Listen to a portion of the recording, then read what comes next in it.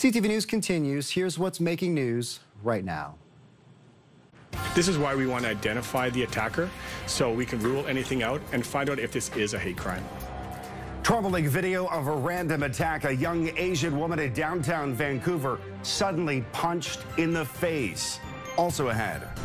I think the children are happy. I think they're responding very well to it. Some kids are in the classroom. For the first time, CTV gets a look at what the future could look like when all schools reopen, as the number of new COVID cases shrinks. We'll be employing essentially the same standards of protection that people would get in hospitals as well. And filling a cavity in the time of COVID-19, how the pandemic is changing a visit to the dentist. This is CTV News. An attack that appears to be racially motivated. A man punches a woman of Asian descent right in the face at a Vancouver bus stop. This apparently unprovoked assault luckily did not injure that woman, but it is just one of several similar attacks taking place in BC during the COVID-19 pandemic. Good evening. Vancouver police can't say for sure what motivated that man to walk up to a woman he apparently has never met and attack her. But anti-Asian hate is a definite possibility. CTV's David Molko reports on a crime that comes during a wave of pandemic-fueled racism and the hope that somebody recognizes that attacker.